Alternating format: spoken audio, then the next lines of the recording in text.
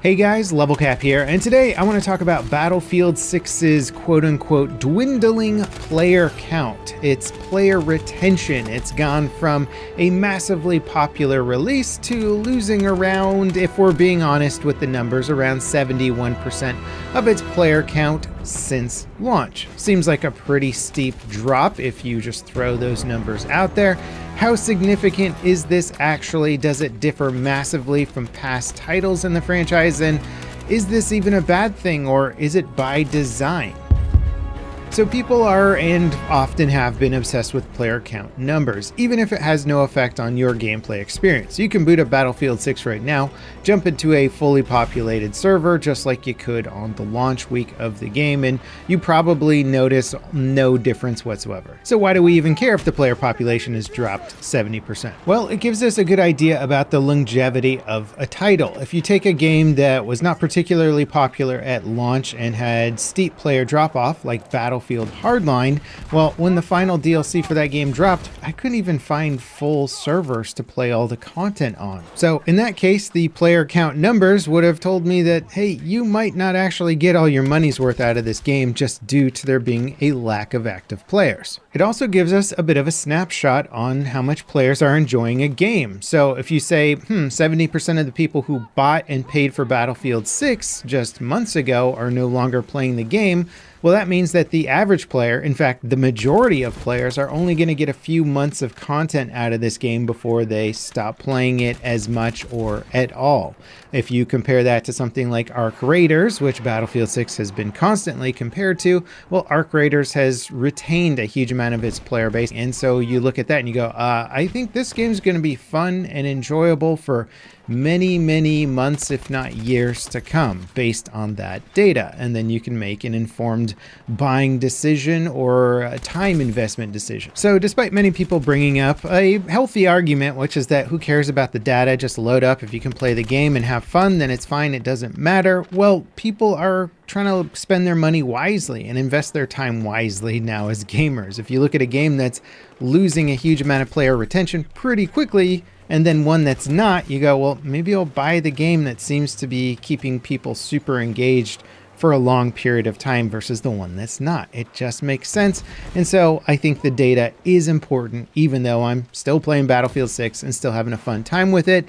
There is a reason why people drop off from the game, and I want to talk a little bit about that. Now, the Battlefield franchise is one of the most successful FPS franchises, and it's one of the most long-running FPS franchises as well. And when this game came out, there were very few what we now call live service titles, games designed to last forever. MMOs were playing around with it, but it didn't really translate into the FPS world at all at that time. And so you made a game, you made some DLC for the game, and then you made a sequel. And that was more or less the financial model of that time. And it's still the financial model for Battlefield and games like Call of Duty. So the game is a fun core gameplay loop. You'll get a limited number of new content being added to the game, but ultimately the fun comes from playing against other players. And then once that becomes a little bit more stale, the next game comes out and you buy that game. It's been solid. It's been working for EA and DICE forever, but it means that by nature, the game is designed to get less and less popular over time and not retain its player base like a live service game. And I think players are conflicted, if not even a bit confused, because the whole industry is moving towards more and more live service products, at least from a big budget perspective. Players are expecting endless content, regular content all the time.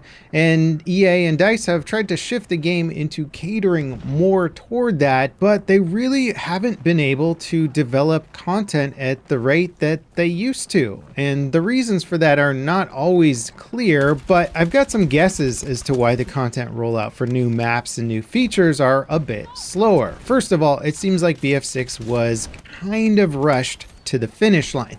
They got it out. There weren't too many bugs at launch, but it certainly wasn't the cleanest launch of all time. And there were some lingering issues with the game that they were patching up as soon and as quickly as possible. But it definitely looked like a game where they're like, yeah, I think we can get it out in time, but it's going to be a little close.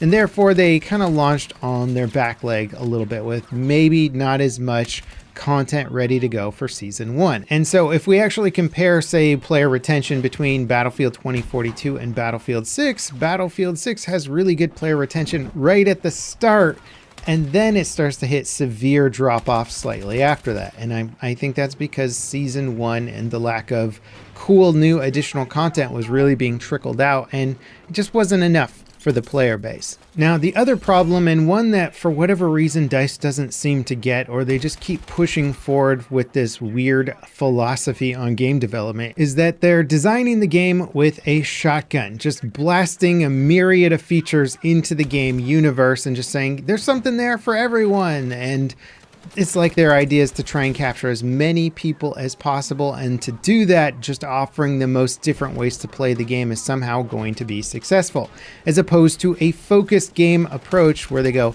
this is going to be the core mode or the core handful of modes, and we're going to make these modes so darn good that everybody wants to play them. Again, you could compare Battlefield to any myriad of games. I'll do Arc Raiders again because it's popular and a good comparison. They perfected basically a single game mode. They've added modifiers to it to make it more interesting so that each round isn't the same, but more or less it is one game mode per map, and it plays incredibly well, and they put a huge amount of time into refining that one experience. Now, I also want to float another idea out there. For a lot of game companies, if you have a live service game and a steady revenue source, that's great. They found a successful revenue model. But with Battlefield, if they're selling 20 million copies of Battlefield 6 within several months, I mean, you're looking at profits in the potential billion-dollar range for that company. And they go, well, made us a crap load of money.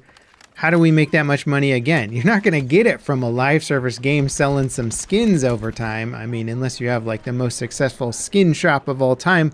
Otherwise, you're only going to get it by making another game. So there's actually not a massive incentive to try and turn Battlefield into a live service franchise, because we've seen countless games make highly successful first titles, and then they go, here's the sequel, and people go, I don't want the sequel. The first game was so good, and I've invested so much time into it and developed my character so much and have so much progression that I just don't want to switch over to the next game and do it all over again. Instead, I'm just going to keep playing the first game. And so they kind of pigeonholed themselves into this live service model. So while I don't think that somebody's actively going, we need to make player retention worse for Battlefield 6 so that players will buy the next game.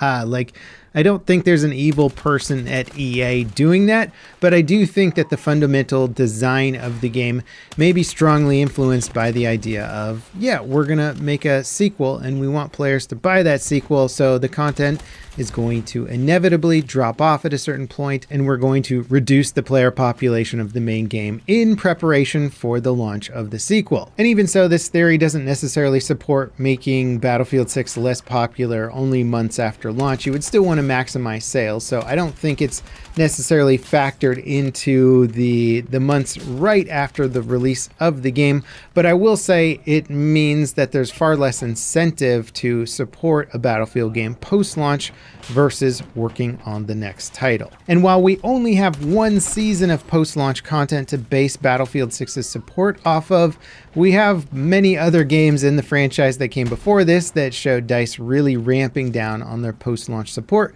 compared to what we used to get. From my long-term perspective, I think Battlefield 6 is just carrying on the problems of past Battlefield games ever since we lost the premium support. Premium was the paid for all-in-one DLC package where you could buy premium and then you would get all of the post-launch content.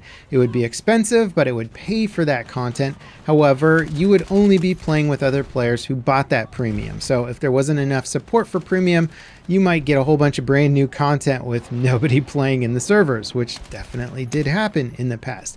And it just divided the player base and segmented up a game that's already losing popularity rapidly into smaller and smaller player groups. So it had its issues, and when DICE moved away from premium, the content rollout just never matched what we got in the past, and a lot of players were expecting more. And frankly, I think what they were expecting is reasonable for a game of this size, and as I mentioned before, DICE really hasn't made the changes to streamline their production better so they could generate maps quicker and cater to less game modes. If anything, they've made more game modes, and it's probably going to make their map production and designs even more expensive.